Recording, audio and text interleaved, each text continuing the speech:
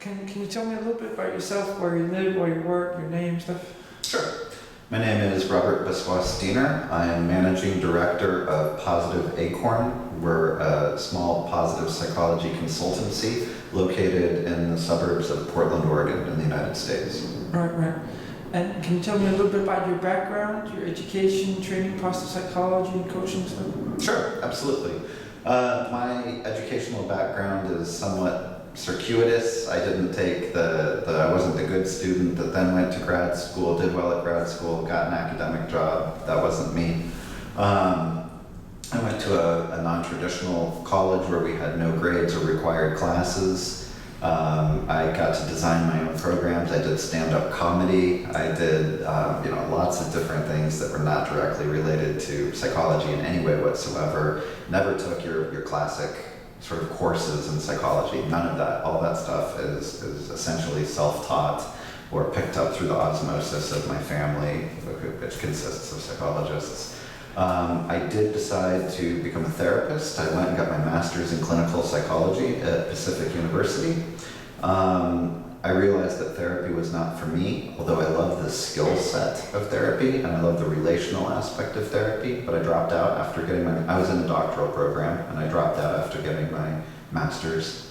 And I began doing research with my father and did that from about 1999. I started to about 2006, something like that, for about 7 years. I was doing research and writing, but even in that, I missed that relational piece that therapy had, and I knew that I wanted to help people in a way that just basic research was not. So I opened a coaching practice. I went to mentor coach and became a certified mentor coach, which was sort of that non-clinical therapy. It had all the things I liked about therapy, and it avoided the things I didn't like about therapy. Mentor coach, that's Bendine or? That's right. Right, okay. And then I got my doctorate at University of Tromsø in Norway, researching income and subjective well-being. Right. And your current job, can you tell me a little bit about that? Sure. I work as the managing director of Positive Acorn. Positive Acorn is a small positive psychology consultancy. We basically offer 3 different types of programs. We have a National Learn Strong program, which is targeted to higher education, colleges and universities. And we're interested in bringing strengths approaches and other positive psychology techniques into the students so that they can take more initiative in their own educational process, and we can help with retention in that way. We also offer positive psychology coach training, where we look at what's going on in the world of positive psychology, and we see how we can convert the latest theory assessment and findings into usable coaching interventions. And then we do your standard range of consultancy, everything from creating positive cultures at work to management consultancy and so forth. So can you please tell me how you practice positive psychology coaching? Sure. That's pretty broad. I believe that positive psychology coaching is not distinct from regular coaching. And I know that there are many models of coaching, but I think all coaching bears some features in common. I think that you always contract, the client always owns the agenda, you always do accountability, and many of the tools in between have to do with powerful questions designed to promote awareness, to motivate, to support, to overcome obstacles. And I think that all coaching has those features in common. Then on top of that, I view the science of positive psychology as an overlay, if you will, that gets connected onto it like a Lego piece. And that science could include anything from the umbrella of positive psychology. So it could be assessments, it could be theoretical knowledge, and it could be empirical knowledge specifically related to an intervention or any empirical study. And I think that those things then inspire, influence, and inform your work. They set to some extent some parameters within which you would work, but but I don't think that you have to do something exactly as it says. I think that the reflective practitioner has some leeway to take a preponderance of knowledge or the way that the knowledge points, the empirical knowledge points, and tailor it or try it out or experiment with it within the local setting of the individual coaching. Yeah. Does that make sense? So if I was a coaching client and I called you up, what would happen? Like what? Where would you see positive psychology? No. More like what happens in the first conversation. What happens between the first telephone call or email and then the first session? What happens in the first session? What happens? Yeah, absolutely. So I view that initial contact, the first session in particular, as a critical moment, because essentially what you are doing there is acculturating the client to what coaching is and setting, defining what your roles are and setting expectations for how you will work together, and what success and failure might mean in your work together. And I believe that context is the sort of the atmosphere within which the individual psychological interventions are sort of input. So for example, when a client calls me, I immediately tell them, look, I'm going to do some weird things socially that violate a normal social script. I'm going to interrupt you.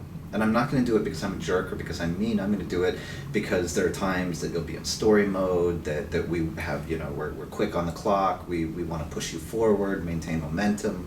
So I'm going to interrupt you sometimes. I'm going to ask permission sometimes. These are basic coaching techniques, of course, but I want the client to know that there's going to be some kind of deviations. I also sometimes speak with them explicitly about strengths. I operate from a strengths approach.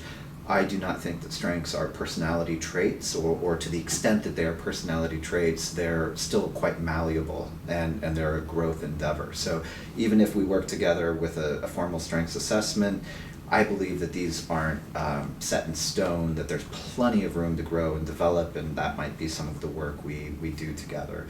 I do tell them up front that we may be using psychological assessments of different types.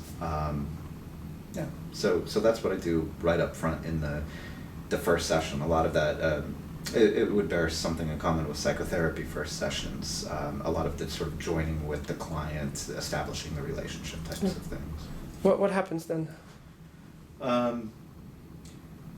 Typically, it almost always, in my case, looks like what I would consider coaching as usual. Every time we come in, you're gonna, as the client, establish the agenda.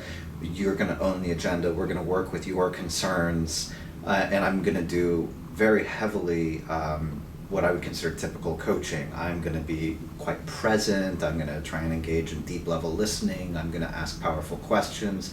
One of the things I do before I walk into the coaching session, however, is focus on the client's strengths. I never schedule clients directly back to back. I always want time to be mindful of the switch between clients, and I want to activate my own curiosity about the client and think to myself, what is it that I don't yet know about my client? What is it that there's still left to learn? How can I challenge my own assumptions about the client? I want to be sort of in love with the client, if you will, right? The very idea that the client is presenting me with a gift every single time that we coach together. So I do a little bit of what I would consider positive psychology prep work before I walk into the session. But then the session looks quite typically like coaching, and then I pepper it with a few things. I tend to use positive affect strategically, so I try and use humor where possible. I do a lot of narrative and sort of storytelling, looking at the client's own story and narrative. I mean, these are quite common techniques. And then sometimes we will do a strengths-based mission statement, a formal strengths assessment like the Realize 2, and debrief it, or things that I would consider sort of more structured coaching sessions that are explicitly rooted in positive psychology. And what would that look like? What could be an example of that? Well, strengths-based mission statement, for example, I run, it's about 45-minute exercise, and I essentially ask people to do a 2-paragraph personal mission statement. The first paragraph answers the question, what do I want to do with my life? And to answer that, they look at their core values. And the second paragraph answers, now how do I want to accomplish that? So if the first paragraph is the what do I want to accomplish, the second paragraph is how. And I think this is where typical mission statements fall apart, that they sort of point to the what, but they don't offer any how. Mm-mm. And I think that how is the empowering piece to the client. And interestingly, where strengths are concerned, I think that strengths are the delivery mechanism for values. You know, strengths is like the freight train that you put your values onto, and it chugs along. So to answer that second paragraph, to inform the answer to the second paragraph, I say your strengths are the how. So they end up after 45 minutes with a quite nicely framed sort of values clarification paragraph and strengths articulation paragraph. And in my experience, they find that quite empowering, in part because it articulates them, it gives them some forward momentum, but it also sort of equips them with a toolbox by which they will accomplish the things that they value. And you're present during those 45 minutes? Absolutely. In fact, I do it with them.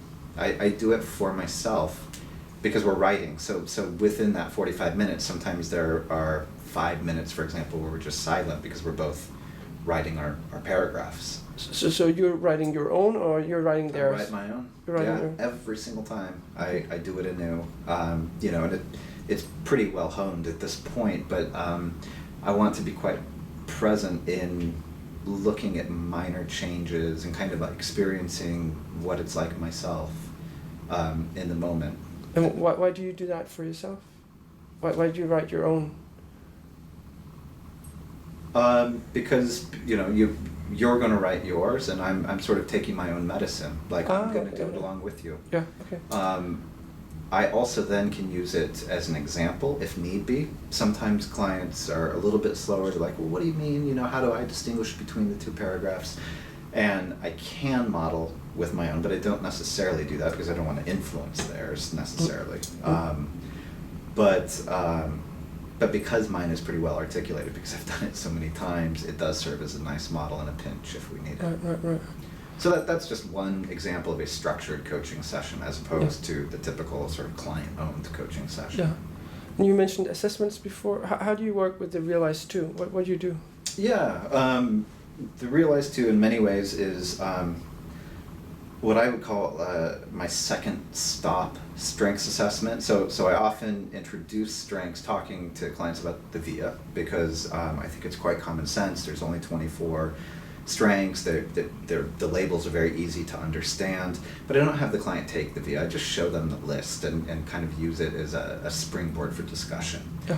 From there, usually in a latter session, I have them take the Realize 2 between sessions. And my debriefing takes 1 hour. I explain to them how the test is constructed and what each of the 4 quadrants within the Realize 2 mean, how to distinguish. And then we look in particular at the unrealized strengths and the learned behaviors quadrants so that they, because I think those 2 quadrants are sort of where the action's at. There's lots of dynamism in those particular areas, and they stand apart from, in my mind, conceptually from what other strengths assessments have to offer. And often the types of questions that come up are clients who don't like a particular strengths label, like, wait, this says I'm weak in authenticity. That sounds terrible. That really sounds awful. Let's talk about that. Or this says I'm strong in competition, but that also sounds terrible to me. I don't want to be a competitive person. Let's talk about that. And often what we do is just talk about what that label is. Like, let's swap out the label for something that you're more comfortable, or let's just unpack it. And, competition may not be beating down other people. Maybe it's just competitive with yourself, for example. And if we talk about it that way, is it an easier pill to swallow? So the debriefing is always, to me, not in the service of the instrument, but in the service of the client. And I'm looking to provide the client with information and insight about themselves that they wouldn't have had an hour ago when we started. So I try not to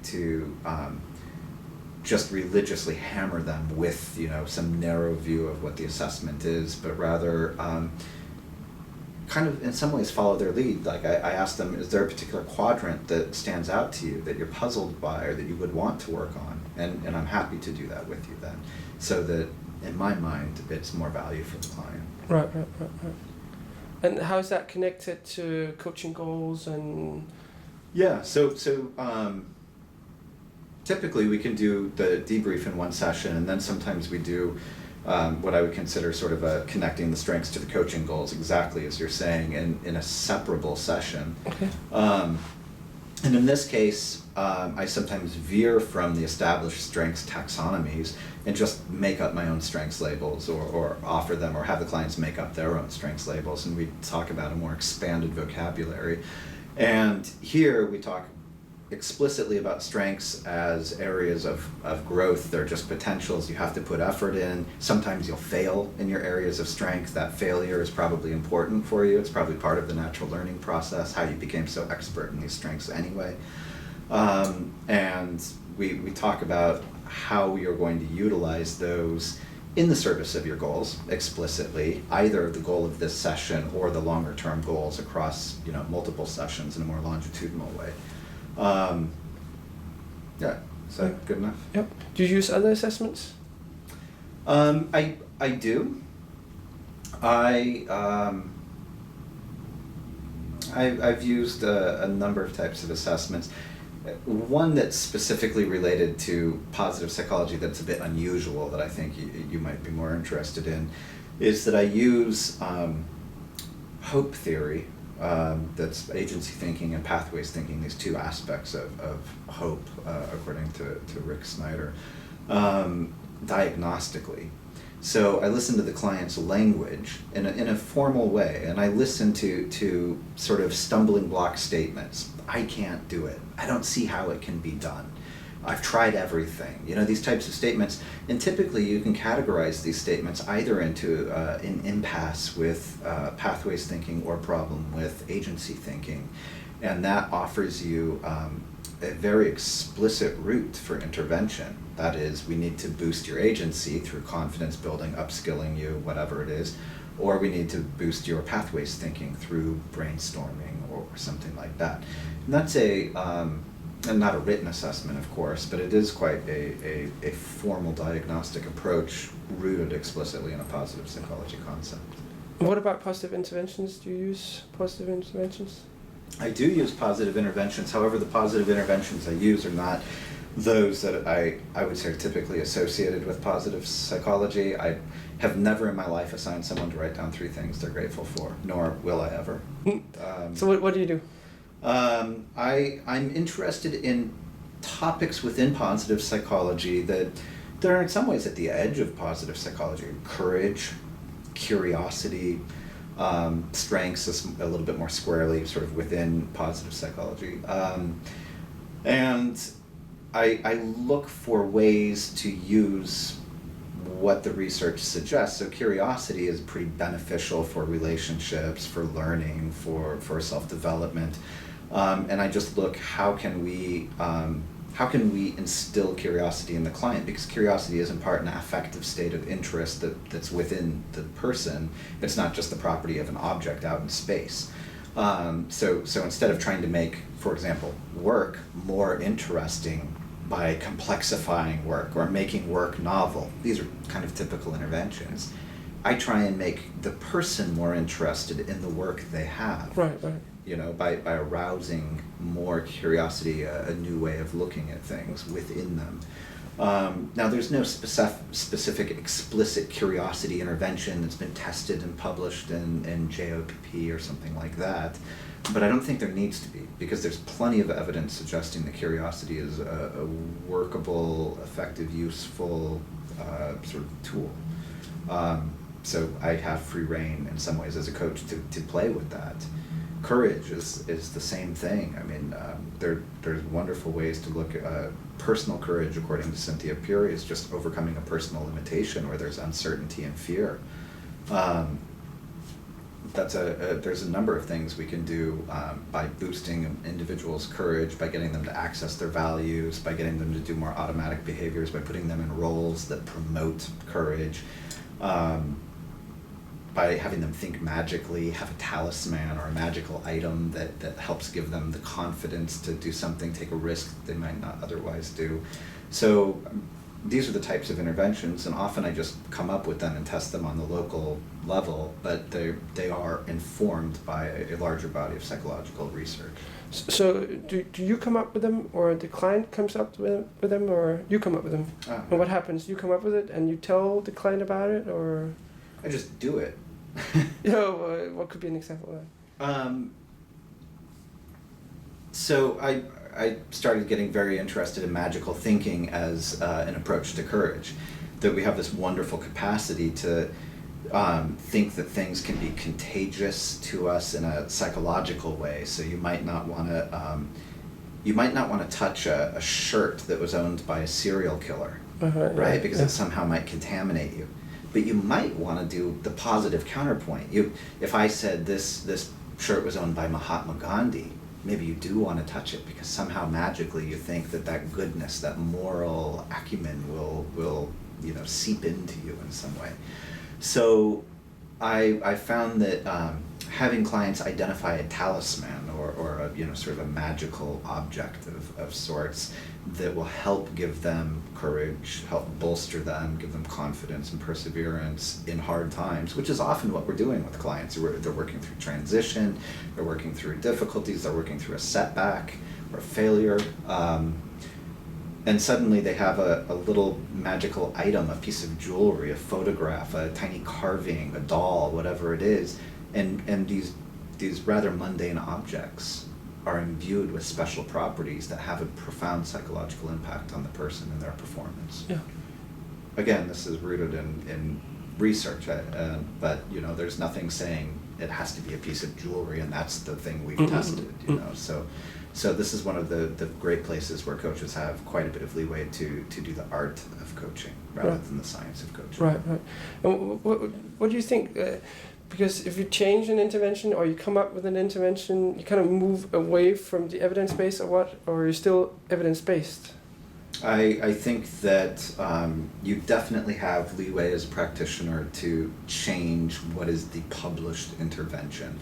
And I think there's a fantastic foundation for this within clinical psychology. And if to the extent that coaching is informed by clinical psychology,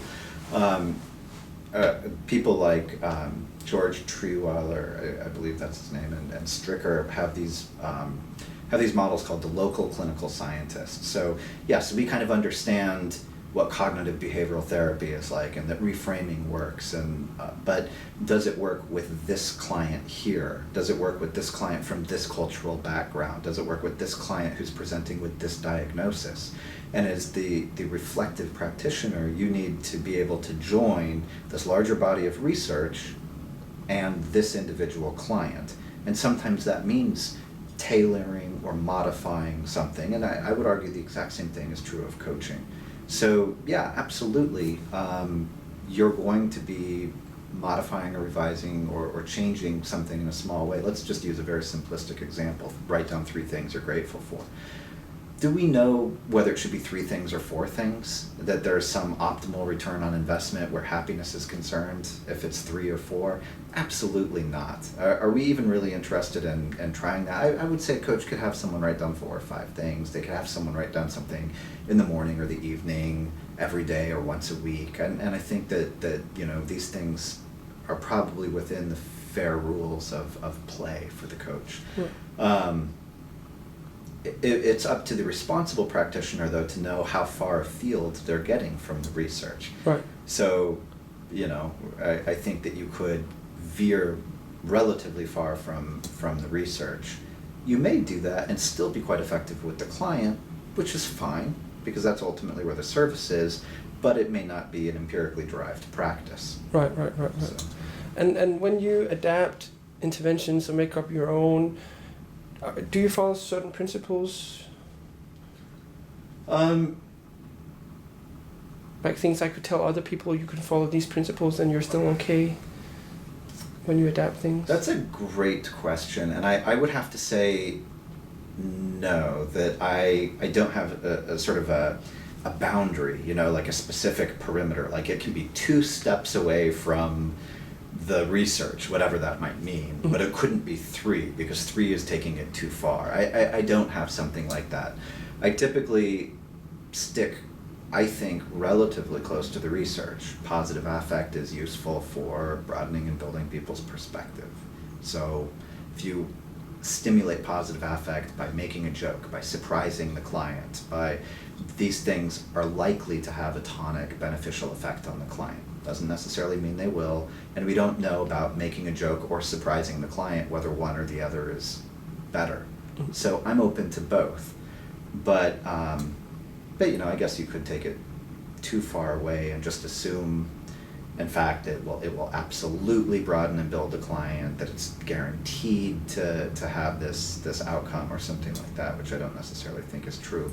So the coach is responsible for assessing the effectiveness of the interventions in the momentary level, if not through metrics of some type or client feedback. Right. And what do you do? In terms of those types of things, Yeah. I get client feedback certainly within every session. I do. I say, how is this working for you? Did today work for you? What worked for you? I also just pay attention to, did this have the effect I expected it to have? Is the client reacting in a predictable way based on my trying to stimulate curiosity? Are they now acting curious or not? Or what are the limits of that? Right. That does not necessarily discount curiosity as an intervention. If you as the client aren't curious, it could mean that you're a less curious person, or if I use a metaphor, you have a less tolerance for ambiguity or abstract principles, so it's just not a good match for you as a client, which is great feedback for me. And then if I start seeing that as a pattern across multiple clients, maybe I drop it. Right. And what do you think makes it work? Like, what are the mechanisms that are important in positive psychology coaching? It's another good question. I would say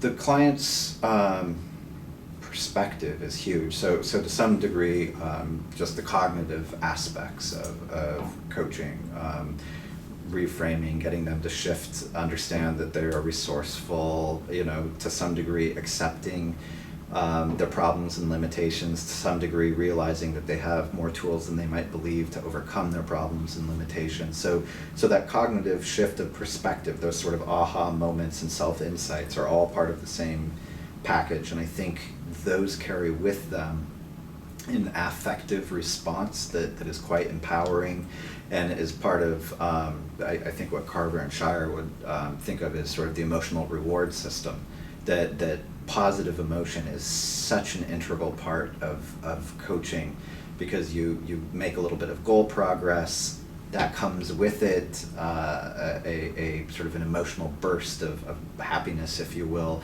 that reinforces the continuation. So I would view positive affect as one of these really, really important sort of causal mechanisms that affects change.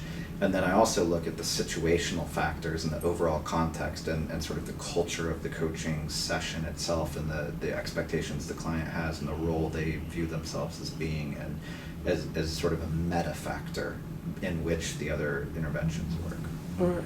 And can other mechanisms than you've already mentioned? Well, I mean, to some degree, the question begs us to look at different levels of analysis. So if we looked at neurological level, we could say, well, is it the release of dopamine in the brain? Or if we look at it at the emotional level, we say, wow, they felt happy. Or if we look at it at the behavioral level, we say, wow, that happy manifested itself as better interactions with others that felt more rewarding or something. So looking at the causal mechanisms is in part a matter of which level of analysis, how concrete or abstract or how pinpointed to neurological versus behavioral levels you want to get. And they could all be useful. And if somebody wants to learn how to do positive psychology coaching and changes some interventions and this and that, is there anything that they should at least be sure to have as part of their coaching, like some of the mechanisms here that... Well, I don't know if this is the answer you want, but I'm thinking about the training of people who are going to label themselves as positive psychology coaches. And I think that they have to have a good enough background in the science of anything. They just have to understand science well enough to be an informed consumer of scientific research, specifically positive psychology research. That means they probably have to know a tiny bit about statistics. It means they probably have to have access to journals, and they have to be actively keeping up with them. And if they're not, I would argue they're not doing responsible practice. Positive psychology, by virtue of being a science, is a dynamic system of knowledge. It's always changing. And if you're not keeping abreast with the change, it's a bit like saying I'm a doctor, but I put leeches on people and I never use laser surgery. You know, I mean, you have to keep up with the modern technologies to really say that you're delivering the best practices. Beyond just scientific training, I would say that there are a wide range, because positive psychology is such a broad umbrella term. I mean, if someone's using appreciative inquiry or gratitude or forgiveness or some type of leadership development or strengths or curiosity or courage or hope, all of these things are fine. And I think that a coach need not limit themselves to one or another. And you might have particular facility with hope interventions or optimism interventions or resilience interventions, and that's fine. You know, sort of the more interventions you know, the better, and I think that's true of all coaching. Yeah. And what question would you like to ask other coaches, like other positive psychology coaches? What would you like to know about them? Yeah, I'm always curious, kind of what people are doing in a more experimental way, and I'm particularly interested in how coaches create frameworks for delivery. So we all, as coaches, might ask a powerful open-ended question designed to promote self-awareness. Great. But if one person does that through the mechanism of playing with Legos, and another person does it through psychodrama, and another person does it by writing on a whiteboard with an executive client, and another person just does it conversationally, that's interesting to me. Because each one of those things is sort of a culture or a context in which this intervention is working. And I would like to know more about the factors of, you know, hey, do clients love playing with Legos? Does it sort of open that door better than just a verbal thing? You know, kind of like kids with play therapy. Kids really take to play therapy better than talk therapy because they're better at playing than articulating with verbally. Are our coaching clients similar in some respect? What do you think? What's your own answer? I think that there's quite a bit of play. I tend to think that people gravitate towards models and they confuse the models with truth. So they're like, oh, I figured it out. There's really 3 levels of leadership. You know, that's total bullshit. You know, there could be 7, there could be 1. It's just models. So if someone uses Legos, for example, they might be quite skilled at that. But another person might be quite skilled at metaphors. And I want to learn from the people who are skilled at Legos and the people who are skilled at metaphors. Because I think the more of these sort of tools and contexts you have in your box, the better able you are to serve a wider range of clients.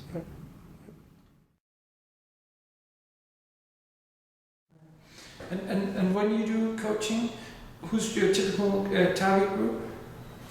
In my own personal coaching practice, I keep a very small coaching practice. I typically try and limit it to about 5 people.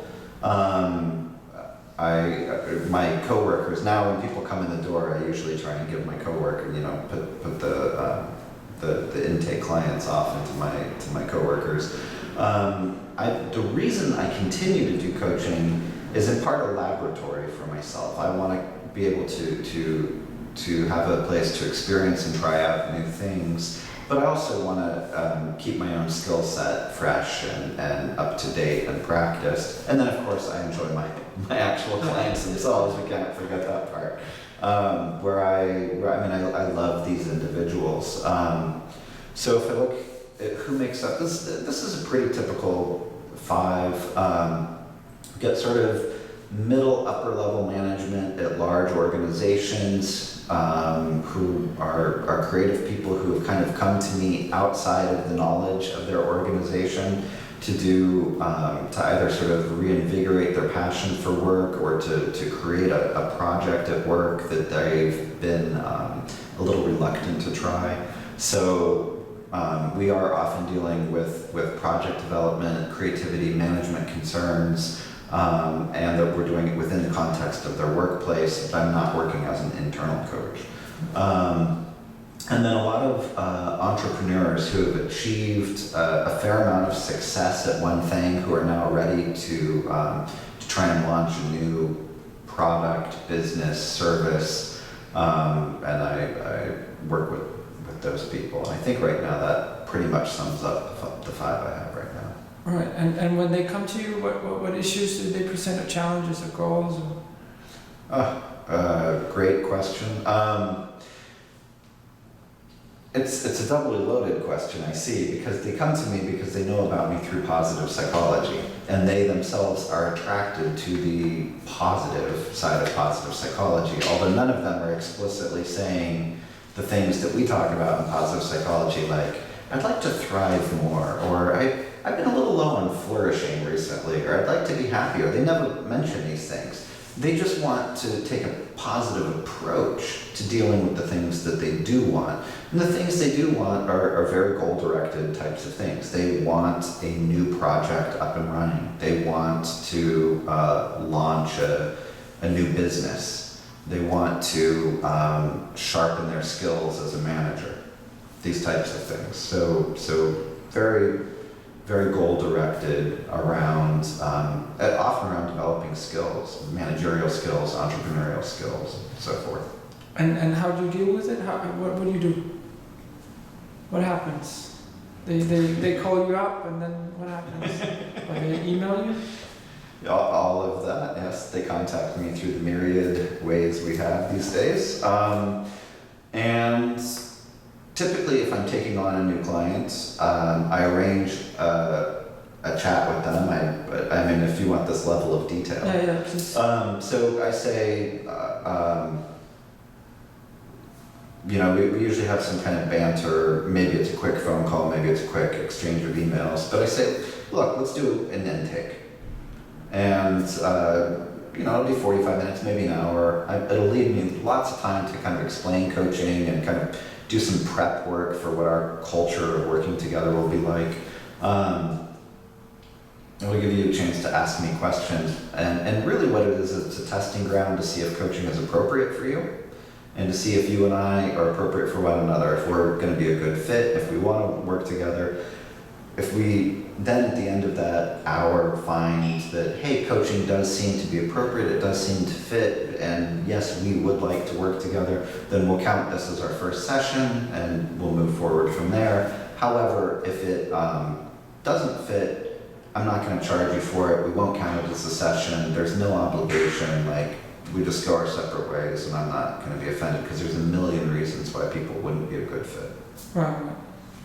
And then what happens? So specifically within that session? Yeah, in that session or after that session? Well, why don't I tell you in that session? Yeah. So I have a pretty standard intake session. In the intake session, it starts with a bit of chit-chat and get to know you kind of stuff, you know, what we would call joining with the client in clinical terms. It's the building trust, if you think about it from ICF core competency terms, you know, this is that trust building period. I give them the opportunity to ask me about my credentials, my approach, anything they want to know about positive psychology. I want to tell them, you know, very honestly, here's who I am, so that I'm not over-promising myself in terms of my credentials or what have you. We then go into kind of like phase 2 of our opening discussion. We haven't even gotten to what they want to be coached on yet. We're not going to get to that till way later. But in this sort of phase 2, which is we've changed from the chit chat, it gives me the opportunity to explain what coaching is, how it's different from psychotherapy, what some of the red flags I will be looking for, and this opens the door for later on. If a psychotherapeutic concern arises, we can address that and address the appropriateness to refer them out, or even in the most extreme case to discontinue coaching because of those concerns. And I think it's ethically responsible to do this kind of thing up front with your client. I talk a little bit about mentorship and how mentorship and coaching relate to one another, and sometimes having a flexible style where we go back and forth between one or the other. And then I tell them a few sort of acculturative process type things. So I tell them that they can expect me as a coach to do some things that don't follow a standard social script, that I tend to interrupt, that I tend not to need backstory. I don't care about the last 5 years of your work. I'm going to interrupt if you start talking about that. I just need an answer to my question now and to kind of propel us forward. From time to time we might look backwards, but we don't necessarily need it. So expect me to interrupt. Expect me to ask permission, even at times where I wouldn't normally need to ask permission. Like, do you mind if I offer a comment? Normally in conversation you would just offer the comment. But in coaching, because we want to equalize the power, I want to ask permission. Again, basic ethical core competency kind of issue, where the client owns the agenda and also has the right to say no anytime I ask for permission. So we talk a little bit about that kind of the interpersonal, what will the relationship style look like? And then we do about 30 minutes of coaching, proper, kind of classic coaching. And also an intake session? Mm-hmm. Oh. Yep. So, so what we've just done is about 20 minutes of conversation. Then I say, let's do another 25 minutes of coaching, because I think that's the best way for you to understand coaching is let's jump in and actually do it. Yeah. So just the classic 2 questions, 1 sentence, what do you want to talk about? And what do you want to get out of talking about it? So at the end of the 25 minutes, what are you going to walk away with? What can we actually give you? What's going to be realistic for you? We do the 25 minutes, and then we have reserved that tail end 10 minutes, 15 minutes to process. Now, how did this go? What was your take on coaching? How did it feel for you? Are there things you're uncertain on? How did it feel working together with me? Did we fit? Are there challenges that we might anticipate interpersonally between us?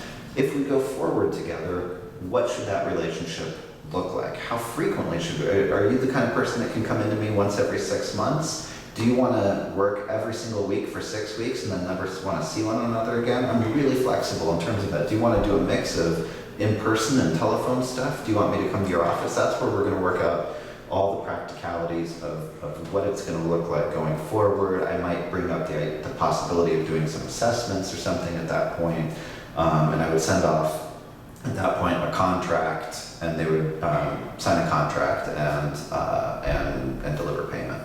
Right. And then what happens before the first or the next session? So that must be session number 2 if they choose to continue. So what happens in between? So in between, they've read the contract, they've signed it, they've returned it, they've sent me payment, and they also I sometimes have them fill out some basic forms. What are your goals for the coaching? What are your goals for this particular session? So as we near to session 2, let's focus our agenda for session 2. Can you send me a form ahead of time? Kind of standard practice, I think, telling me, what are your current thoughts? What do you want to focus on? What do you want to get out of it? Anything else I should know?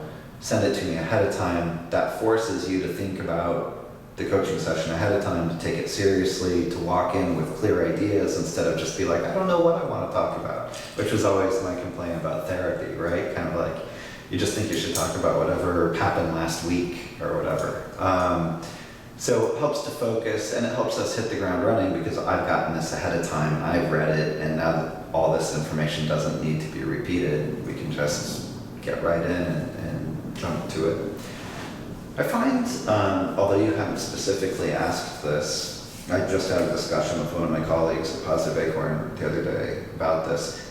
I find that I like to work with clients in a fairly short duration. I really enjoy working with clients for about 8 sessions. And I guess like we just don't know what really works for clients, you know? I mean, I know that there are people, and I myself, I've had clients where I saw a client every other week for about 5 years. But sometimes I'm like, was that the best way to have done it, you know? Like, what if we saw one, you know, once a month? Or what if we did it every single week or twice a week, but then we didn't do it for 6 months, you know? And a lot of the structure of how you work with someone is going to be contingent upon the goal you're working on, of course. So I worked with a guy once, a guitar player who was writing an album. And so we didn't need to meet that frequently because he had to have time to be doing lots of artistic production. So we met once a month, and that quite made sense in the context of his particular goal. For someone who's a newly promoted manager, you might want to meet twice a week, of course, because they're anxious to get new skills, and meanwhile they have to go to work. So they want them, and they want them now. Yeah. And they don't want to wait 6 months to get them. They want as many as they can in the next 2 months. So I'm always kind of experimenting with that, I guess. And then what happens in the second session? So, you know, from then on, any typical session would be what I would call sort of coaching as usual. The client walks in, you establish the agenda. By you, I mean you together, the two of you, establish the agenda, and you move forward through what I would consider very, very traditional coaching. On top of that, you might bring to bear some particular positive psychology theory or intervention, or see an input for it. But I mean, the way I think coaching happens is there's bookends to coaching. The first is you set the agenda, you end with accountability. And then there's a whole bunch of basic coaching techniques that happen, you know, powerful questions and metaphors and meta views and all these, you know, very normal techniques that happen in the middle. And then on top of that, from a positive psychology perspective, I might do some strength spotting, or some strategic use of positive affect, or build some hope, or some of these types of things that are directly informed by my knowledge of positive psychology, but are just overlaid on top of traditional coaching and do not at all take the place of traditional coaching. Right. And how does it end? How does it end? The session? No, not the session, but the whole. Oh, yeah, so like termination issues for usually with the client storming out.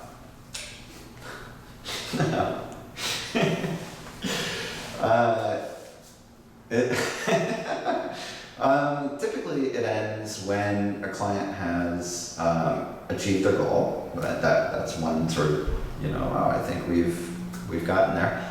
On one, I'm thinking two occasions, it's ended because of a clinical concern that came up, and I felt it prudent to stop the coaching relationship until the clinical concerns could be adequately dealt with, which is always a bit sticky. I mean, you know, I say that as if it's just, you know, straightforward and professional, but it's very awkward and difficult. And sometimes you work with someone for just a very long time and you sort of realize, like, it just kind of feels good. Like, we've worked together for a year on skills development, and suddenly we both kind of realize we've got enough skills. Like, you're there and you don't really need more. And if you ever want to kind of come back in for like a booster shot 6 months from now, 8 months from now, feel free. But apart from that, it doesn't feel like we need to be working together anymore, even though, you know, it wasn't like a specific goal, like I'm going to write a book, and then you know when the book is done. Mm-hmm. You know, sometimes it's just like sort of self-development, and at that point, and I check in, like, are we getting done? Where are we in the process? Right. You mentioned assessments. Can you say more about that? How you use assessments and when you use it? Sure.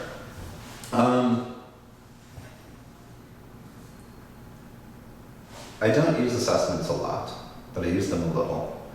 I have used the strong interest inventory, the Holland interest scales, I've used the Myers-Briggs, although certainly not frequently.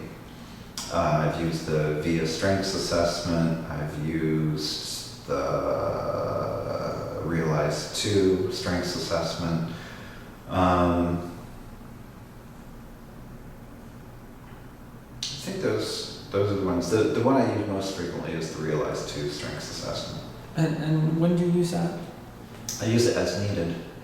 I don't have like an intake packet where I just want all my clients to take everything. I think that's a little bit like a doctor just saying, oh, we're going to draw blood and take your blood pressure and do a skin biopsy, and like you don't need to do all that to your client.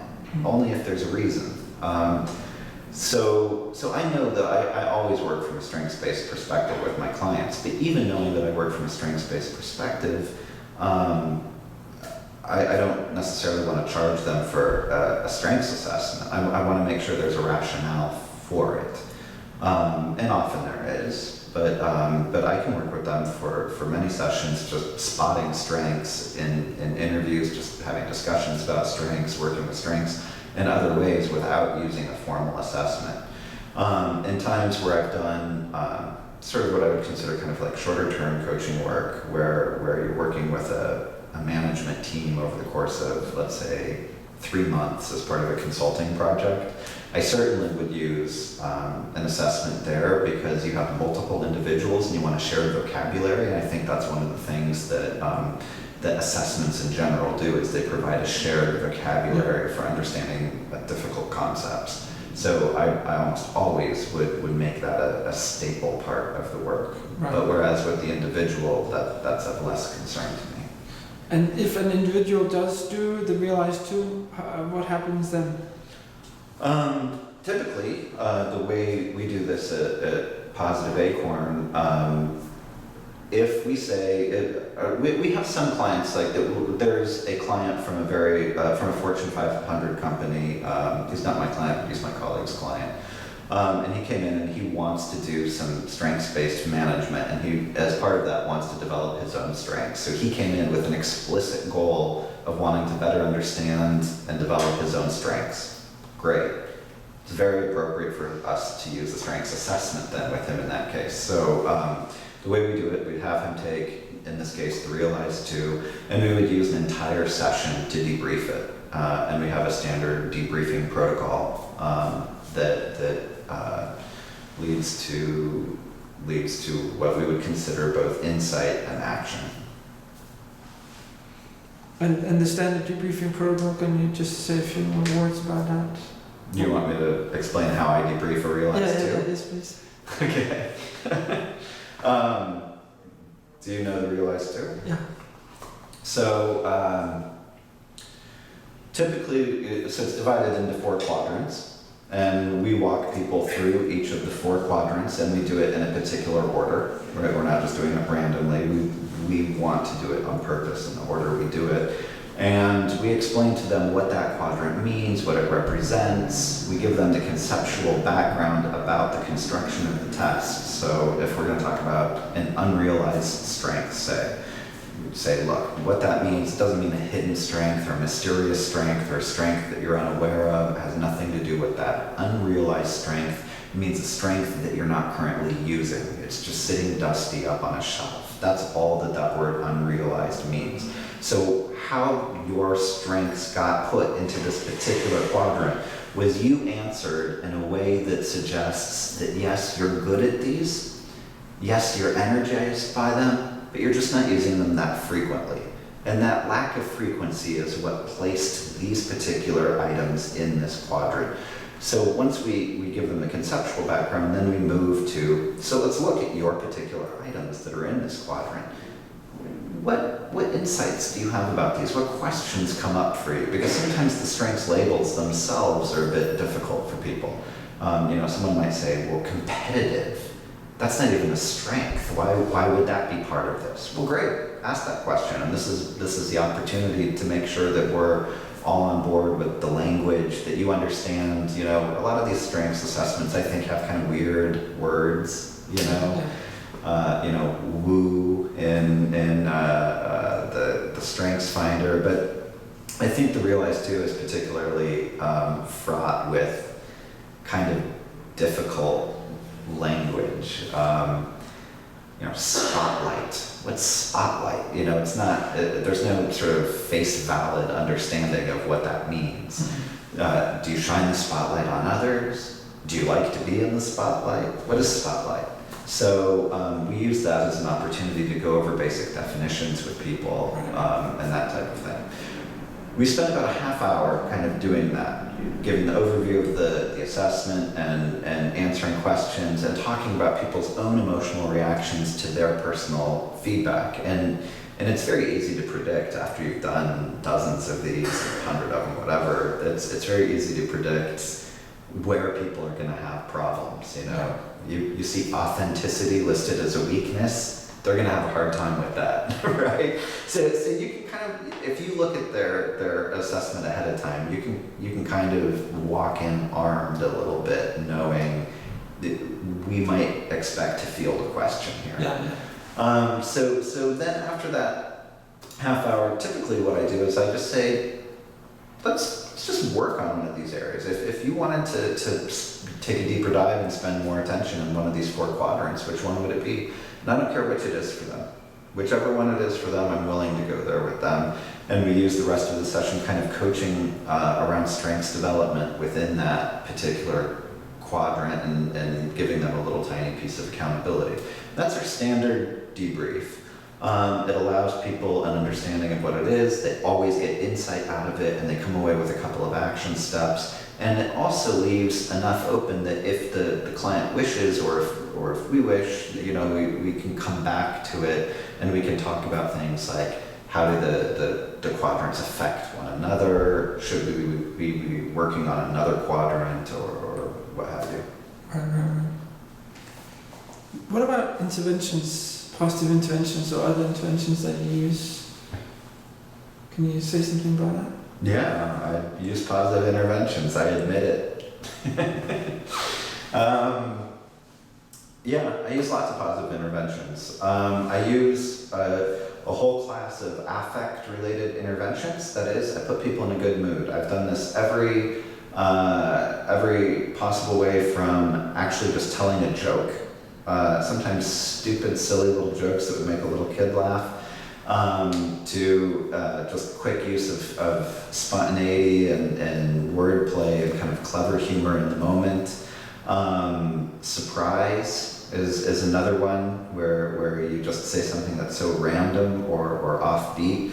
And all of these provoke positive emotion, which when used strategically, can be good to shift people from a problem focus to a solutions focus, and pave the way for the things we know about positive affect, better propensity for creativity and so forth, that would be helpful with the kind of goal-directed problem solving that makes up a lot of coaching.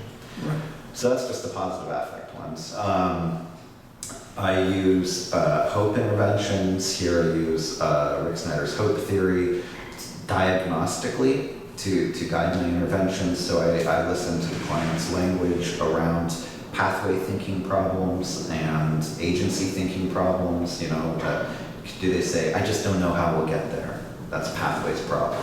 I can't do it. That's an agency problem. And then depending what the issue is, what's leading to their lack of hope, you can then see, we need to create more pathways thinking, so maybe brainstorming or a meta view would be good. Or we need to create more agency thinking, so maybe an acknowledgement or really just working to build their skills will be what's going to drive progress for us. So using this background theoretical lens that I typically don't ever even mention to my client, drives the type of, it tells me which traditional coaching interventions, meta view, acknowledgement, and so forth, I should be using and why in that moment. So that's another class of interventions I use, or hope-related interventions. Are these the kind of things you're looking for? Yes. Okay. Strengths interventions, of course. And this is a wide suite of things, everything from strength spotting to arriving at a shared vocabulary. So we sometimes make up strengths labels, a client and I together. Then strengths development, which I think is around using your strengths optimally, knowing should we use your strengths less, should we use your strengths more, how do you recognize the situation and its effect on your strengths, what's the social cost of using your strengths, are your strengths hurting you? Are there social costs? Are you so creative that everyone else on your team hates you because all you're doing is spitting out new ideas, and these people are implementers and planners and they hate your last minute approach to work? So let's look at your social costs of your strengths use. Let's look at the possibility of failure and the role of failure in using your strengths. And all these things are aimed at developing and sort of kindling this small fire into a larger fire, right? To make it something that you're not just more proficient at, or not that something that you just use more frequently, but that you actually acquire more proficiency. I'm interested in microcultural interventions, which are not positive interventions per se, but I believe that microculture is a temporary small culture, a set of rituals, behaviors, way of thinking that can exist even between two people. I mean, technically you might argue that it's not a true culture unless it can be transmitted to a new generation. But we can create a culture, even of the two of us, that we could then, if a third party came in and started working with us, we would then transmit to them. So I believe that paying attention to shared vocabulary, shared experience, shared affect is sort of a meta context by which other interventions are actually can become more effective. So in talking about strengths, I don't want to just clobber you over the head and say, well, because I think strengths are great, I think you should be working on strengths. I think that's a bit imperialistic.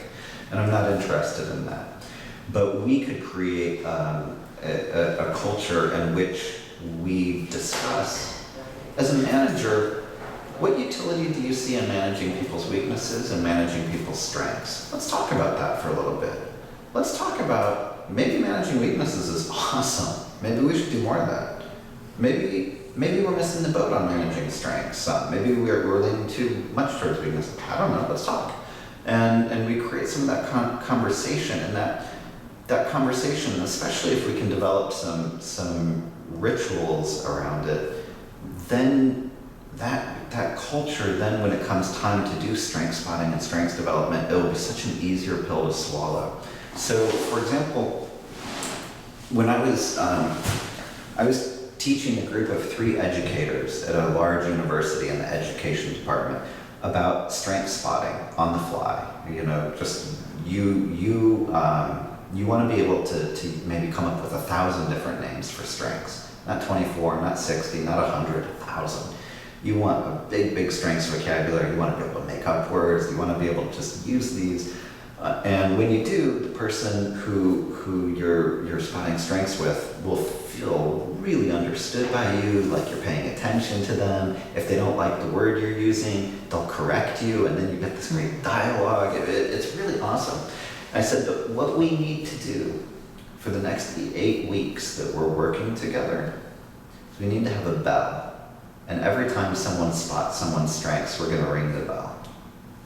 And we just created this small ritual, right? And all the time this bell is going off, and it became this sort of playful game. Now, in some ways, it's just a little piece of showmanship. I mean, there's no true magic to the bell, right?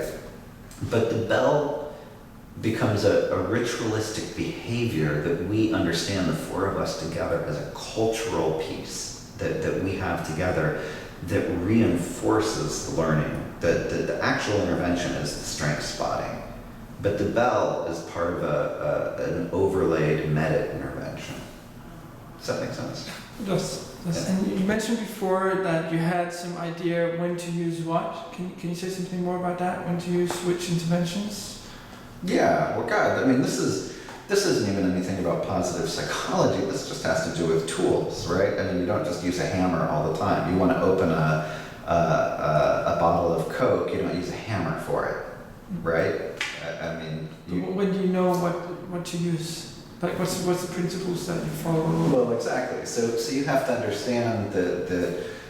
I think what practitioners have to understand first is that you shouldn't be using some of your tools. That restraint is an important part of the picture, because sometimes people love a tool. I believe that happiness is great, therefore it should be for everyone. But again, that's a bit imperialistic, isn't it? You don't want to be a happiness dictator.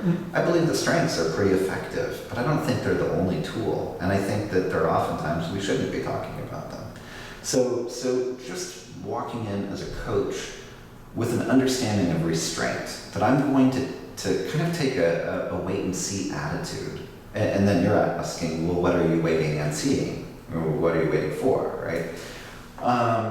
And there I'm listening to the client and saying, well, what outcomes are you looking for? What is it that you want? So if they said to me, I want to be happy, well, then I might say, well, gosh, let's start writing down things you're grateful for, and let's cultivate that. I have yet to have a single client ever say, I just want to be happy. And I think, I'm trying to think if I have ever used the gratitude intervention with someone, and I think I have, but you can tell it's not a lot. And I think I used it with a team is when I used it, and it was keep track of what good contributions you think the other team members are making, and that was actually far more interpersonal, right? It was to get you to appreciate the contribution of your team members. But I don't think I've ever assigned it as an individual intervention. So really what I'm looking for are what's the process that will get us to the goal? Will positive affect be useful in this case to get you to the goal? Do you seem to be stuck in a problem focus right now? So maybe will solutions focus approaches be particularly helpful? Are you looking at acquiring a new skill? If so, maybe taking a strengths approach could be helpful. Are you feeling discouraged right now? Well, then probably a hope intervention is called for. So those are the types of things I'm looking for. How does what's at hand, either process or goal related, fit with the tools I feel that I have? Okay. And when you do coaching, do you share your knowledge of the tools or models or theories or? You bet. With the client? Yeah. Yeah. Not always. I mean, I always ask permission, but sometimes I do it to.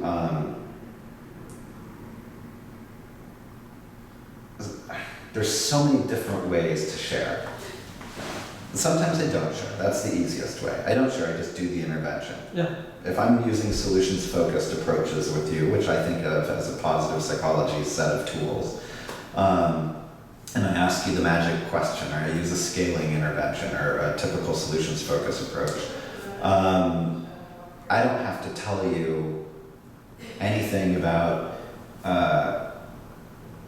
Insoo Kim Berg and how she came up with solutions focus, or Kenneth Gergen and his social constructionist model of language, or any of that. You don't need to know that. I can just ask you the scaling question. In some cases, I want you to know because my telling you is itself the intervention. I'll give you a perfect example of this. So in a typical scaling intervention, I would say, Evie, how satisfied are you with your dissertation? And you say, I'm a 7, And a typical coach would say, great, well, what can we do to get you to a 7.5? And we'll stretch you a little bit. A solutions-focused person would say, holy shit, a 7, that's awesome. Why wasn't it at a 2? Like, that's already so great. It's amazing. Let's talk about what's going so right for you. And what I might say is, Evan, can I tell you a little bit about some research for a second? And this is the research on achievement-oriented domains and satisfaction. And do you know that where achievement-oriented domains are concerned, being an 8 is optimal.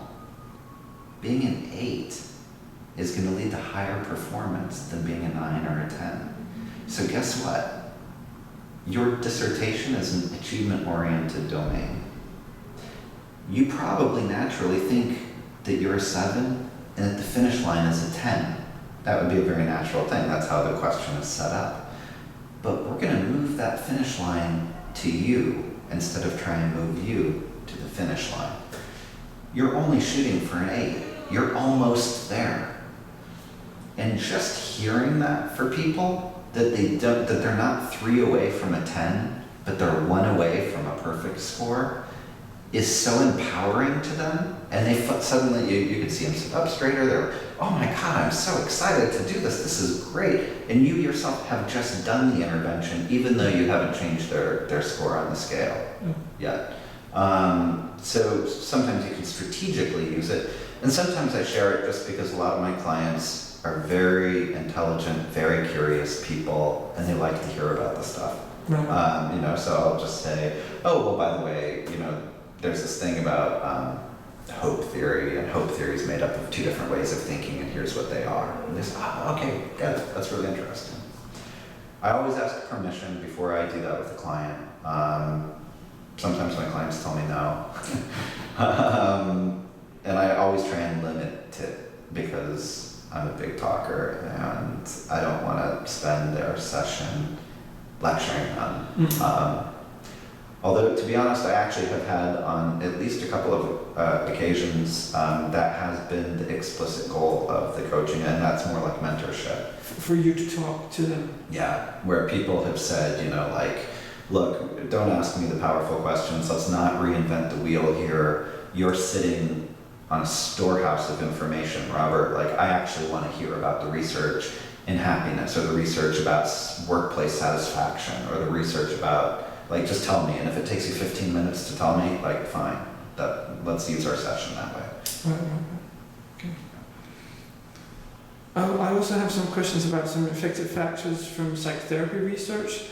One of them is the expectations of the credibility that you have, the positive psychology and coaching has. So do you do anything especially to create credibility? Hell yes. What do you do? Yeah.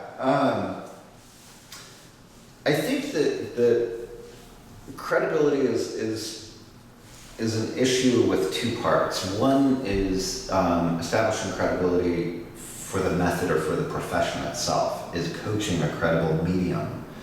And the other is credibility, can I deliver to you? And essentially that's about building trust. Can you trust me to help you? Can you trust me to be professionally responsible? Can you trust me to make ethical decisions? And you convey that through your credibility. So I believe that happens at every point in your communication. So when you go to my website and you look at my little biography, it says Dr. Robert Biswas-Diener. I'm very clearly hitting you over the head with the fact that I have a doctorate. I am establishing my credibility in the most traditional way possible. I am showing you my degree. I'm a certified mentor coach, CMC. I'm putting those things up for you to see. Interestingly, I also have on my website, what we chose to do, instead of having photographs taken, we had an artist come in and do pictures, and I'm wearing this wild leather jacket, and I'm wearing sunglasses, and my hair is long and stuff. And I actually think that that's a form of credibility as well, because I think that it's related to authenticity.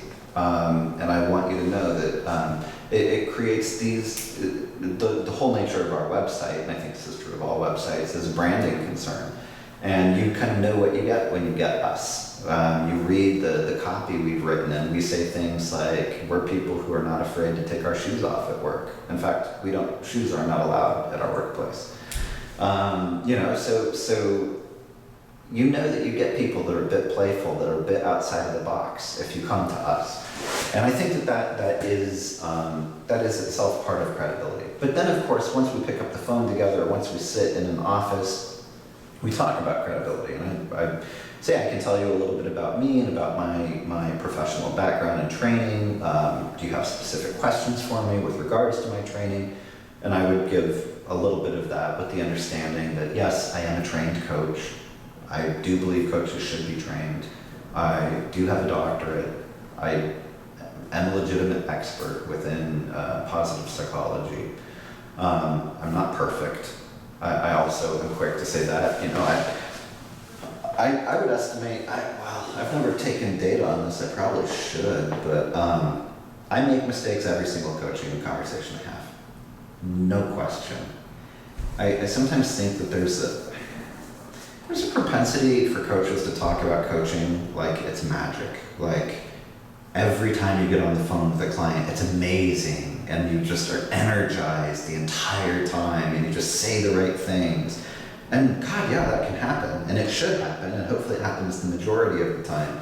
But I can think of tons of missed opportunities. I can think of tons of things where I just was a little slow or I got distracted in my head and I shouldn't have, or all sorts of things. And I want to be upfront with my clients around that too. These are what I call low stakes errors. High stakes errors, low stakes errors. You can count on me not to make the high stakes errors. I'm not going to steal your money or sleep with you or do these things that are like bad, unethical things. But you can count on me to make low stakes errors that I might frustrate you from time to time, or I might not 100% get it right, or I might say the wrong thing at the wrong time. Some of that. But I also think that establishes a bit of credibility too, because again, it's realistic. Yeah. And what do you do to establish a working alliance, like a good relationship with the people that you work with? Oh yeah. Gosh, it's hard to articulate because it seems so fundamental, so basic. I use curiosity, and I almost always use geography. So this is like a strengths-based curiosity approach. What you would do in any relationship you have, it's like a small talk relationship where you're first meeting someone, which is as true of a coaching person as it is of someone at a cocktail party. You want to just find out, so where are you calling in from? Where are you? You know, are you married? Tell me a little bit about yourself. What do you do for a living? Whatever, you know, whatever it is. You just activate your curiosity. You find out a little bit about them. You truly listen to them. You pay attention to their answers. You express genuine interest. You give them cues that you're really paying attention. You allow them turnabout. You answer honestly to them. I tell people, sometimes people ask me, for example, there's all these different strengths assessments on the market. Will you tell me about them? I say, I'm going to do you one better. I'm going to tell you that I'm sort of marginally associated with all three of them, the big ones. I've done research and have received a grant from VIA. I have worked formerly at CAP, that's created the Realize 2. And my dad is a senior scientist at Gallup that does the Strengths Finder. So I have some personal investment, even if it's secondary, in all three of those, and you should understand that up front. I will tell you exactly what I think of them, and I'll tell you what I like about them and what I don't like about them, and I'll do that for all three of them. And you can count on me for that level of honesty about it. I'm not here to sell you one test or another. So I give them that kind of, I don't know, I present myself, I think, in that kind of way that hopefully engenders some trust because I'm wrapping them in some degree of honesty. Right. Do you do other things to establish a good relationship? Humor.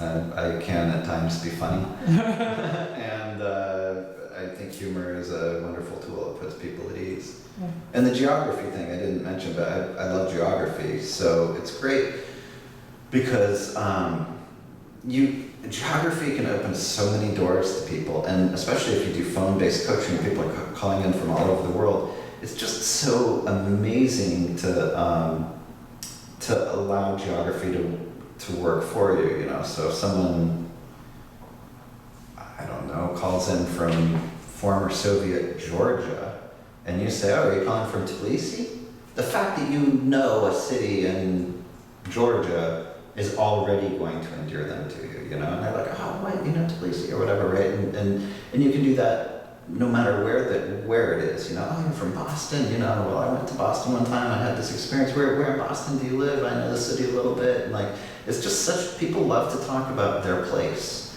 you know. So I think it's I can make a joke with you, you know, about how backwards Jutland is or something, right? And it's funny. It's funny too because you're like, oh, wait a minute. He knows something. He knows something that's part of my cultural context based on where I live, like. And that brings us together in some small little bit. And a third thing, what about client engagement? What would you do to help clients stay engaged in the process of working towards their goals, like in between the sessions? Or? Yeah, lots of things. Homework, of course, accountability. I mean, you want behavioral activity. Most of the stuff happens between the sessions, not in the session. You know, insight happens in the session, and then the behavior often happens between the session. So yeah, you give them homework. You hold them accountable for doing the homework, which means you actually have to take them to task if they come repeatedly without the homework being done. You have to have an open conversation. Why isn't it getting done? Do we need to change it? Do I need to crack the whip somehow for you? You know, what's going on here? The biggest whip cracking thing I've ever done was, and I've only ever done this once, was I want you to write a big check out to the group that you hate the most. And in this case, it was the National Rifle Association. I said, now mail me the check. If your goal is not done, the next time we get on the phone, I'm putting that check in the mail. And the National Rifle Association is going to be richer with your money. Goal got done. Right. Right. I've only ever done that once. It's obviously, again, there's some showmanship there. It's a very dramatic thing. The truth is, even when that client wrote out her check, she knew she was going to get it done even as she wrote it out. I mean, it would, once we had agreed to that the intervention had already taken place. Right. A lot of times, and this is very common, I have clients tell me that during the week they think about me. And I think this is a really interesting thing. I think this is an open area for research. The sort of the coach on the shoulder kind of idea, you know, like, oh, I wasn't gonna, I'll just use the everyday example. I wasn't gonna go to the gym. I didn't feel like working out. But then I thought, oh, what would Robert say? And then so I got up and went. Which is funny because they're often much harsher on themselves than I would ever be. But something transpires within the coaching relationship where you become this entity that carries with them out of the session and into their lives and becomes part of their sort of motivational infrastructure. And I don't know that we wholly understand that, but I think it's a really, it's a form of magical thinking. Yeah. And I think it's really intriguing. Yeah. I've encountered that also. Yeah. And when you do all these things, what do your clients tell you? Like, what's the feedback from them? What do they say? What's most helpful? Or? Yeah, I mean, generally my clients like working with me. I tend to think that,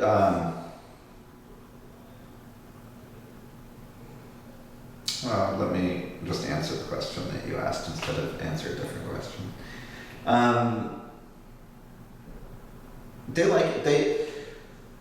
Probably the thing that I get the most is they really feel sort of heard, appreciated, and understood in a deep way. And I mean, this is sort of classic CTI coach training, the deep levels of listening kind of stuff. And that really comes across, and they say, wow, you know, like you are paying attention to me. And I think it's accentuated by the strength spotting, because you can use such rarefied information, such small information to really pull these core elements out of them, and they feel extraordinarily validated by it.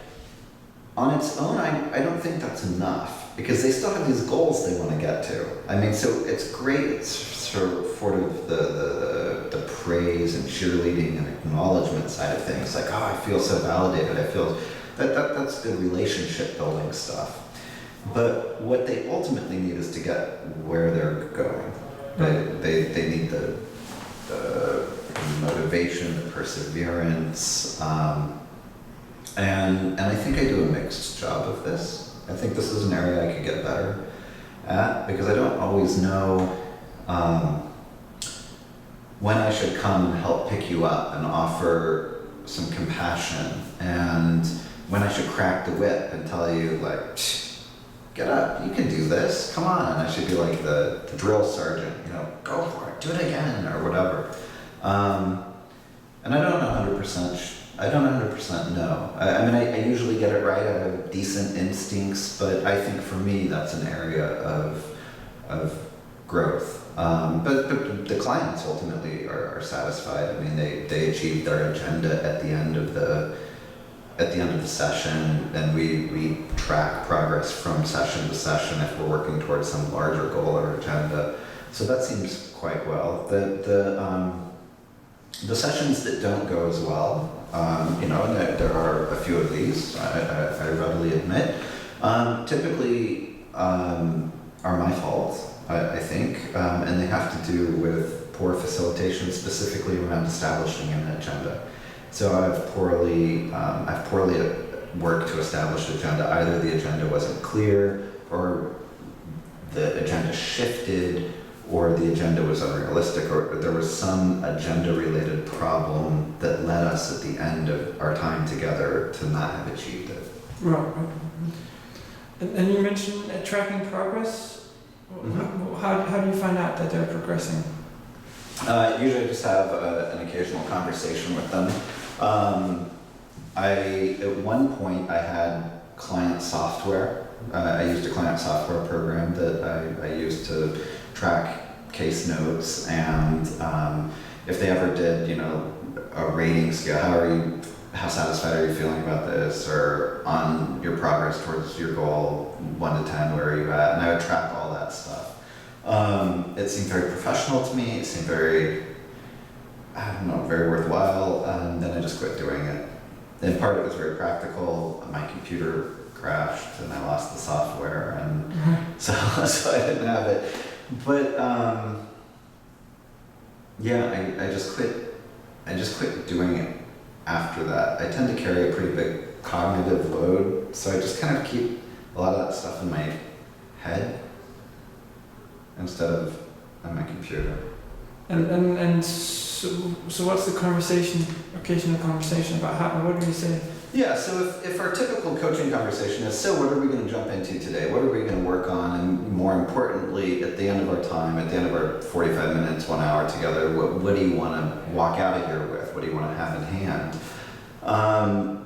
I might start, you know, session 4 by saying, you know, before we jump in today, what I would really like to hear from you, we've been working together for a month now, and I just kind of want to spend a little minute checking in and see how it's going. And I'm not necessarily just talking about, are we getting along, something like that. Really what I want to know is, you're working towards an overarching goal. You're working towards becoming a good manager, and we talked in our first session about what being a good manager means to you. But I want to know, over the next 3 sessions, are we continuing to make steps towards that goal? You know, how are we going to know when we've achieved that goal, and how far along that process are we? Those types of conversations. And what do you think makes it work? Like when they actually achieve their goals, what has made it work? What are the mechanisms of change? Well, isn't that the $1 million question, right? It's just one thing, and I know what it is. God, what are the mechanisms of change? They are so complex and multifactorial. Readiness for change, I think, is a big one here. I'm certainly explicitly interested in Prochaska and Norcross's work on readiness for change and their stages of change. And I use that stuff all the time in my work. It explicitly informs my work, as does DWAC and many others. So I think the client moving to a place where she can suddenly make that change. I think motivational factors. A lot of the types of people I work with are really bright and really creative. And when you get those combinations together, typically the people that aren't always self-motivated. They're extraordinarily self-motivated in the thing that's the most pleasant to them, but they can lose steam, lose power, peter out. They've got lots of half-finished projects. So having a bit of extrinsic motivation is quite helpful for them. And this is actually the hidden side. I think there's some wonderful things about extrinsic motivation. And I think extrinsic motivation has unfortunately gotten a very bad reputation in the positive psychology literature. But I actually think, and if you know my work about the incubators and the incubation work style, where you wait till the very last minute and then you let the pressure of the deadline force you into action, I actually think those people are conserving mental energy in a way, because they're not trying to just tap their values and be completely intrinsically motivated. The project they're working on actually is something that they value, but they just can't get it together to work on it. But then they totally rely on this external motivation, a deadline or whatever it is, to push them into action. And it's sort of like, well, instead of trying to learn to fly, I'm just going to get a parachute, and I'm going to use this external device that I know is very workable. And I think it's quite a sensible strategy. So there's some elements to external motivation that I think are quite nice, and I think the coaching relationship bears on this, particularly because what you're doing with external accountability is motivating them towards change. And then I think there's this sort of subtle intrinsic property as well, which is that praise, acknowledgement, cheerleading piece, that you're there to celebrate with them when things go right. And I think we have good research, both in the laboratory and in everyday life, that suggests that that's pretty important. What else? Other things that are important in... Besides readiness to change, having some external drivers for change, and having some internal drivers for change, those seem like the biggies to me. And what do you do to stay updated and trained? What do you do as professional development? Yay, professional development. I love it. I do tons of stuff to stay up to date professionally. I attend conferences, lots of them.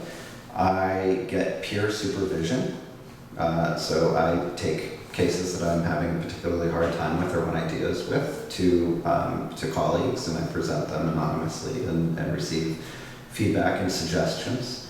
I continue to take trainings, attend, workshops. I'm going to be going to a workshop on negotiation skills next year, that type of thing. In-house at Positive Acorn, we do sort of a round robin where we teach one another. So one of the women knows a bunch about improvisation, and so she's teaching us improv skills. And I know a lot about positive psychology, so I'm teaching those skills. Another woman knows a lot about program development, so she's teaching us those skills, and so we do a lot of knowledge transfer in that respect. I read the journals, of course. The most recent time I read an academic article was this morning at 6. Right. So I mean, I'm reading the review literature, not the review literature, but I'm reading the research literature quite a bit. And especially because I'm often working on books, it forces me to read the literature, even the older literature, or outside of my field. I'm also part of a think tank, a multidisciplinary think tank that meets twice a year. So I have lots of opportunity to exchange ideas outside of my own comfort zone or discipline or area of specific expertise. So I don't know, I mean, those are the things that just quickly come to mind, but I feel like, oh, and we have an explicit mission at Positive Acorn that we want to do 2 innovations a year. And for me, what kind of defines an innovation is a bit loose, but if you look at sort of like what was happening in 2007 when I wrote my first book on coaching, I kind of wanted to write a book for coaches that said, here's what positive psychology is, and I want to explain it to you. And I said things like, you should write down 3 things you're grateful for. You should take the VIA and identify your strengths. These things that at the time were really, really state of the art. And, but then I wanted to have a step forward in my thinking, not only because it makes me competitive, but because I enjoy innovation. So, I started looking, where is there not much happening, and it's just so obvious. I mean, there are these areas that are supposedly, so central to positive psychology, but when you go talk to positive psychology coaches, you're going to get a lot of emphasis on strengths, disproportionate emphasis on strengths. Why in God's name are we emphasizing strengths so heavily? Gratitude has a tiny body of literature, tiny compared to altruism and empathy. There is more altruism research than there is happiness research. People should be doing altruism interventions. That's where we know stuff. That's where we understand stuff. And there's great workplace altruism interventions. There's all sorts of great stuff we could be doing with altruism. And yet gratitude sort of captures the lion's share of attention. So what I'm looking for professionally is, where aren't people looking? Courage. Courage is about as positive psychology as it gets. And people are not doing courage interventions with their clients. So I am. Yeah. Curiosity, creativity people certainly are out there doing. But I want to be kind of working at the edges. Microculture is one of my new ones. I'm actually a couple steps ahead. There's actually a couple things I'm working on with Todd that I'm not mentioning here specifically because they're like our next innovation that's in the pipeline.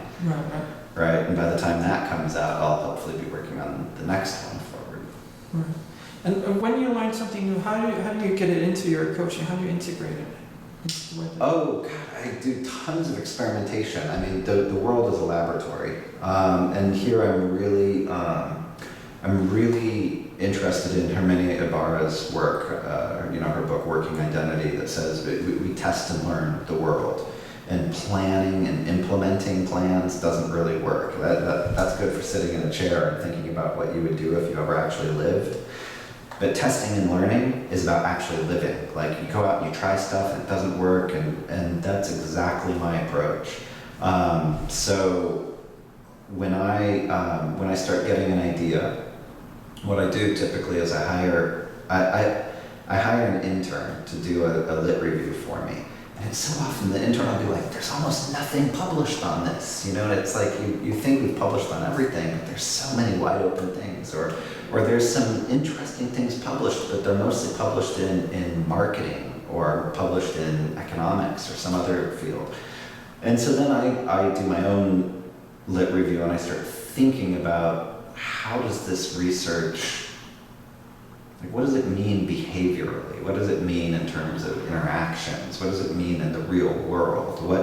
How might we use this? And then I just experiment with it.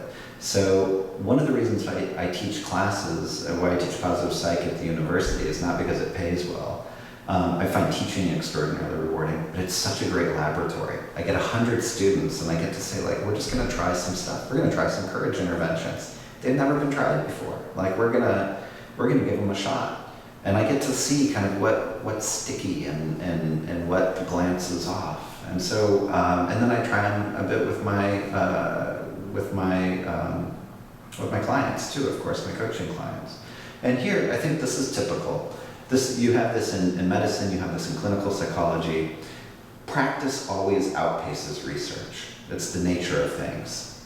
Practitioners cannot just wait around for researchers to examine every single angle with every single group and every single context.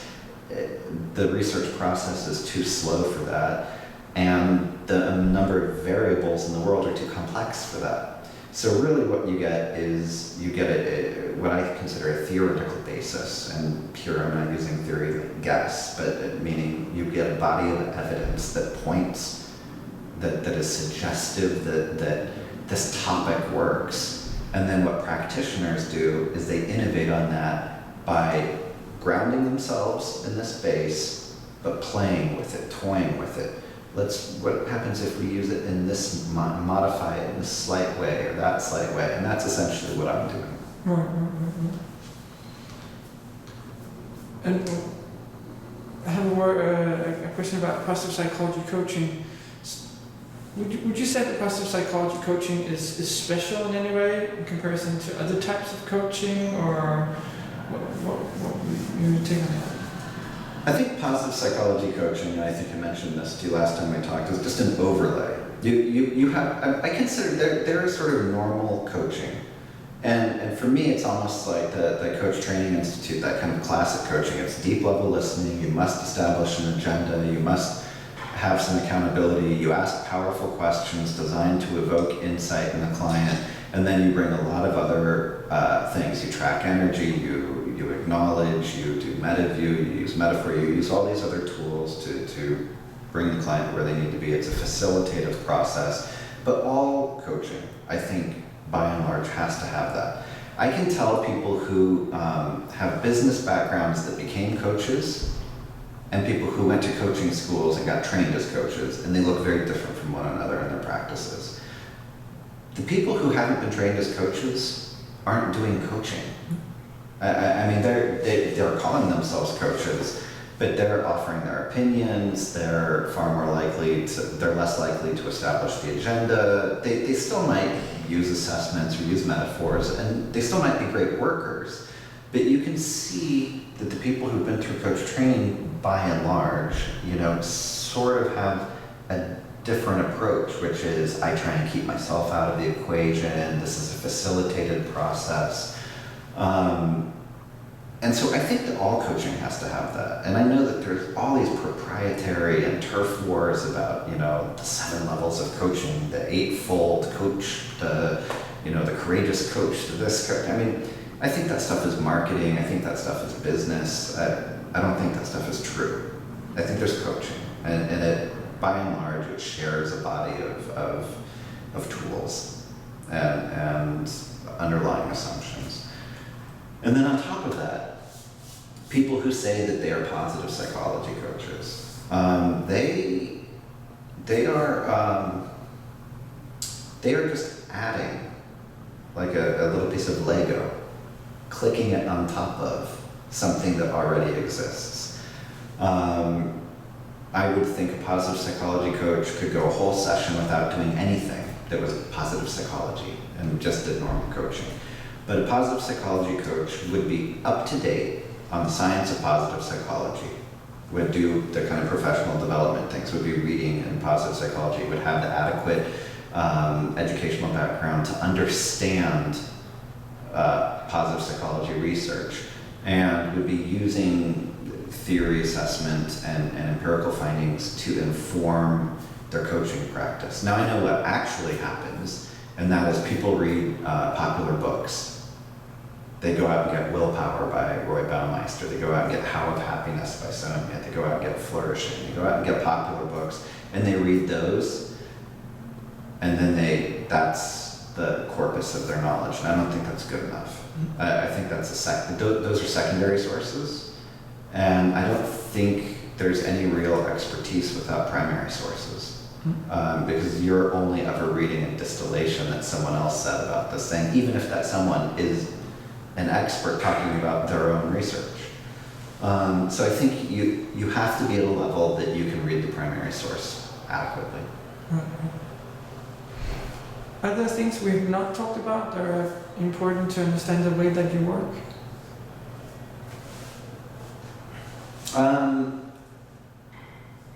There are some stylistic things. I don't know how important they are, but directiveness versus passivity. as a coaching concern. I tend to be personally, it's an outcropping of my personality. I'm extraordinarily directive. I'm kind of like when we're coaching, right? Like, I want to interrupt you. I don't want you to talk for a long time. I want a quick back and forth. I want it to feel like there's lightning shooting between us. I'm not gonna just kind of hang back and just listen to you for a while or let you talk on, and I want it to be engaged and upbeat. I want to make jokes and I want it to be fun and I want it to, and that's just a stylistic thing. I would never have thought anything of it, except for I do a lot of public coaching demonstrations. I mean, I do coaching demonstrations all the time. The first time I ever did a coaching demonstration, someone came up to me and said, they knew it was the first time. And they said, that was really brave for you to be willing to coach in front of people. And it had never occurred to me. I was like, well, I'm leading a workshop, but I have to. Like, you have to do these coaching demonstrations. And I'm so okay with making mistakes. I did a coaching demonstration in Denmark and in Copenhagen, and I spaced out. Were you in the room when this happened? When I got distracted? The client was talking, and I was like, and I wasn't listening. It was brilliant. It was great. It wasn't good coaching, but it was brilliant because the person in the audience said, did you get distracted for a minute? And I was like, God, yes, totally I was distracted. Like, that wasn't my best coaching. Like, yes, I did do the thing I wanted to show you, but I also got distracted. And so I just love to do these demonstrations because I don't care if I do them perfectly or not, right? The reason I'm saying all this stuff is because people tell me that I've gotten, like I was just in South Africa doing coaching demonstrations all day long, and they would say, you're so directive, like you bring so much of yourself. Like I was like, oh, I really like that. Like I offer these, evaluative components a lot that I think many coaches try and take a more neutral stance on. And I've had this feedback everywhere from the United Kingdom and Scotland to I think Australia and South Africa, where I said, oh yeah, I love it. Oh, I love what you're talking about. Or oh, I'm just going to cut you off right there. Like just things that are super directive and tell you how I honestly feel. And I don't know that everyone does that. I don't get to see everyone else coach, so I don't know that. But I do it every session. Because I think it leads to a better relationship. I'll tell you a story after the camera goes off, but it's that doesn't even have anything to do with coaching. But I just think that the best relationships are where people are actually people. Where I think that's always been the difficult thing about a therapist. Where if your therapist is just totally this blank slate and they're not a human, but to know that you're there, like. I had a therapist one time who I think said something like, oh, well, I would never have done that, because we were talking about some kind of everyday mistake that everyone would make. And I just thought it was so cool that my therapist would say that. Like, my therapist was just admitting to making the same mistake herself. And I'm like, she's human. Like, she's cool. And I think once you bring yourself to the table, while still guarding against, you don't want to just be talking about yourself, or let's talk about my kids, or this or that. But bringing your own actual emotions and likes and dislikes to the table, I think, can be quite important.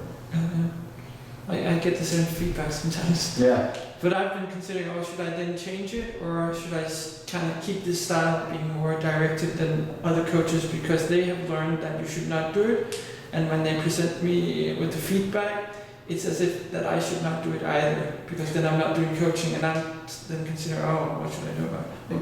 I say go for it. Like, do what you're doing. Like, I'm not about to change. Like, so they went to some school where they learned you should. The reason they're trained this way is understandable. It's to protect the client from you just offering opinions or you, but it's really different. If you say, I want a solution to this problem, and I say, oh, well, here's what you should do. There's 3 things, and I'm going to list them for you. That's a really different thing. That's me offering you a solution. But if you tell me like, I'm thinking of starting a business, we're gonna make meatballs, and I think meatballs could be the new cupcakes, and they're gonna be really popular. We're just gonna make meatballs, and we're gonna make $1 million meatballs. You might be like, wow, I like the way you're thinking. Like, I think that's cool. That's just an authentic interaction showing you that like I'm actually jazzed, and that should in no way interfere with, I'm not offering you solutions, I'm not undermining your ability to help yourself in any way. I'm telling you how I honestly think about it. Or if you told me like, I'm in this meatball business and I'm thinking about stealing from the company so that I can, axe my partner out, I would say, I'm actually alarmed to hear you say that. And I think that that's a great use of the human tool in the coaching relationship. What advice would you give to other people who are new to this field, who would like to learn how to do coaching and add positive psychology to it? First, get trained. Go actually get coach training. Spend money. Don't just go try and get the cheapest thing or the thing that'll train you in one day or the correspondence course or whatever that seems the easiest. Spend the money and get real training. Get your skills. I mean, you don't want to go see a doctor that's like, didn't go to medical school. You're a professional with a solemn obligation to help humans, and you must have the equipment to do that, the tools. So go get trained as a coach, number one. That's going to set you back some money. If you want to have a business as a coach, you must invest in it. That's going to set you back some money. If you think like, I'm going to put up a website for $500 and I'll make up some little cards and I'll spend about $1,000 and I think I'm going to make about $100,000 a year as a coach, well, then you don't understand how business works. You don't get to invest $1,000 and make $100,000. There aren't businesses where that happens outside of casinos. I mean, that's just not, you have to invest in your infrastructure, take classes in, business, marketing, learn how to message and brand yourself, take time being reflective and doing so responsibly. Don't offer people the world. Don't say, I can make you sustainably happy for the rest of your life, because you can't. And it's unethical, I think. So don't do that. So the training and the investment is one. And then the same holds true of positive psychology part. Do not just join a listserv and start reading popular books. That's a great entree into the field. That's a great way to keep yourself kind of up to date with the general trends. But what you need to do is get whatever training or experience is necessary to be able to go to primary sources and keep up with what's going on in the field and to be able to understand those conversations.